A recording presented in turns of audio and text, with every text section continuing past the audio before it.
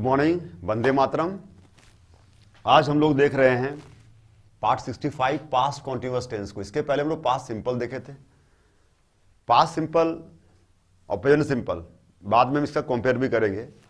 आज हम लोग देखेंगे प्रेजेंट कॉन्टिन्यूअस और पास्ट कॉन्टिन्यूअस, थोड़ा सा देख लेते हैं, ठीक है ना। अभी हम लिखे हैं पास्ट कॉन्टिन्यूअस, तो प्रेजेंट कॉन्टिन्यूअस में आप क्या देखे थे, इसका जस्ट रिवर्स है, उल्टा अपोजिट है, कुछ भी नहीं है। इसको कहा जाए तो 1 सेकंड में ही खत्म हो जाएगा। अगर कोई लड़का प्रेजेंट कॉन्टिन्यूअस को बढ़िया से पढ़ लिया है तो पास्ट को पढ़ने की जरूरत नहीं है। क्लियर है। प्रेजेंट कॉन्टिन्यूअस थोड़ा सा हम देख रहे हैं, वहां क्या था, रहा है, रही है, रहे हो, है लगा हुआ था, और उसका स्ट्रक्चर में क्या था, इज और एम और आर था वहां लगा हुआ। बस यहाँ पे सिर्फ वाज वेयर हो गया, बिफोर वही है। तो पास्ट कॉन्टिन्यूअस प्रेजेंट कॉन्टिन्यूअस का क्या होता है, उल्टा होता है, अपोजिट होता है। यहाँ लिखा है रहा था, रही थी, रहे थे, मैंने पास्ट में बीते हुए समय में कोई काम जारी था, जैसे वह पढ़ रही थी, ठीक है ना, मैं सो रहा था, वह खाना बना रही थी, वे लोग बाजार जा रहे थे। इस तरह का वाक्य रहेगा अगर आपके पास हिंदी में, तो आपको समझ लेना चाहिए कि मेरा पास्ट कॉन्टिन्यूअस टेंस का है, क्योंकि हिंदी क्रिया का अंत में रहेगा रहा था, रही थी, रहे थे। तो पहचान सबसे पहले क्लियर होना चाहिए हिंदी मीडियम के स्टूडेंट के, ठीक है ना।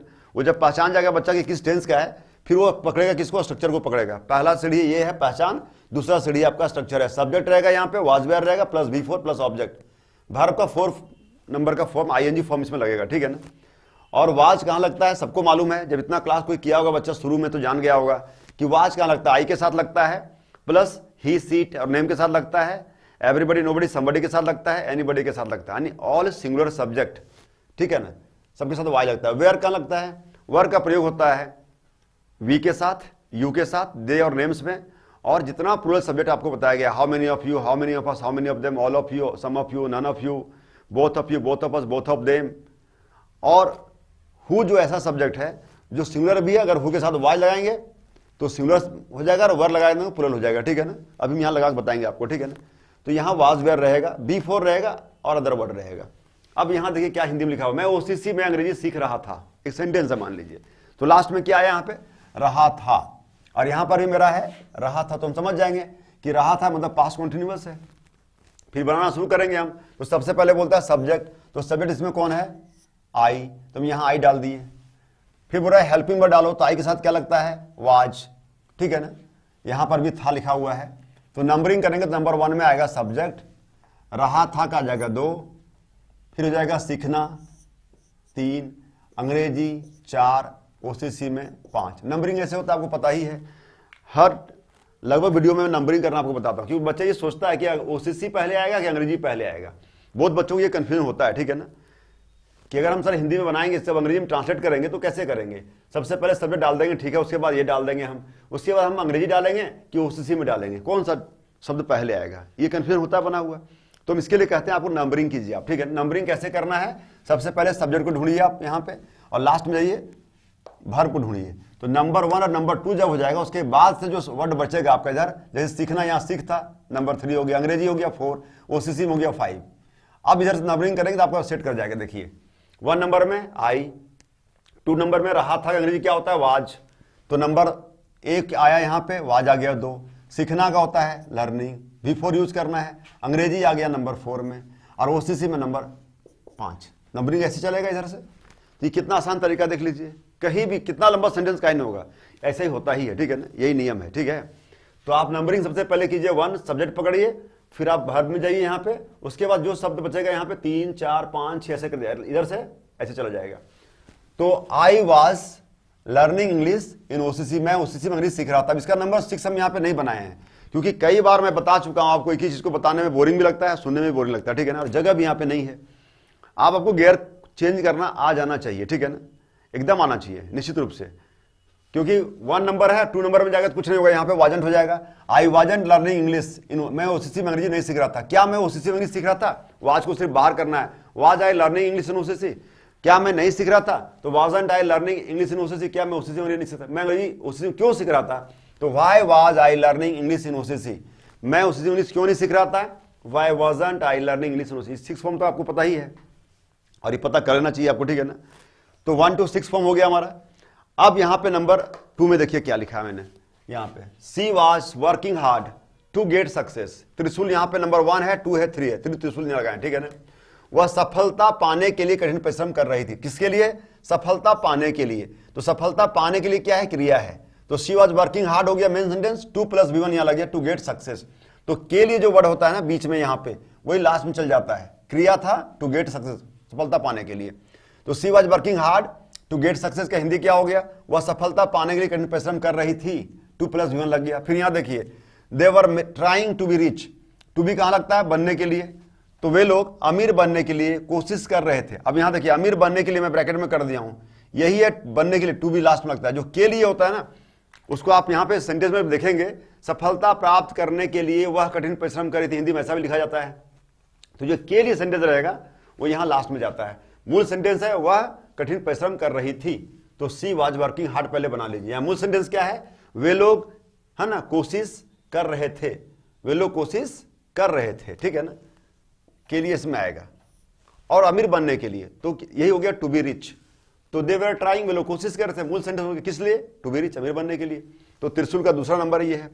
और ही वाज अर्निंग, मूल सेंटेंस यही है, वह कमा रहा था। ही वाज किसके लिए, फॉर हिज फैमिली, अपने परिवार के लिए। देखिए के लिए जो सेंटेंस आया है मैं ब्रैकेट में किया हूं वही यहां लास्ट है, for his family, to be rich और टू गेट सक्सेस। त्रिशूल हो गया आपका। तो तीनों के लिए की अंग्रेजी यहां पे मिल गई आपको, ठीक है ना।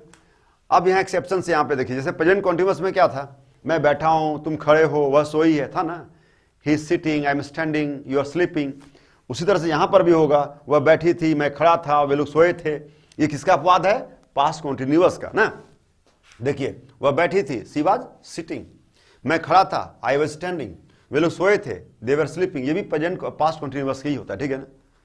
अब बातचीत में दौरान में को बोलना है कि वो क्या कर रहा था, व्हाट वाज ही डूइंग, वह क्या कर रहा था, व्हाट वाज ही डूइंग। तो आप क्या बोलेंगे, अरे वो सोया था यार। तो क्या बोलेंगे, ही वाज स्लीपिंग यार, ही वाज स्लीपिंग, वो सोया था, मैंने सो रहा था। तो ये भी अपवाद में आता है, ऐसा सेंटेंस भी रहेगा तो आपको पास्ट कॉन्टिन्यूअस से बनाना है, ठीक है। अब आता है इसमें हमने यहां पे लिख दिया all subject was were plus before plus object. यहां पे सारे सब्जेक्ट लगाइए, जो सिंगुलर है उसमें वाई लगेगा, प्लूरल में वेयर लगेगा, बिफोर और ऑब्जेक्ट, सारा सेंटेंस बनेगा। अब हु को थोड़ा सा आप देख लीजिए यहां पे, अगर who is going to Delhi,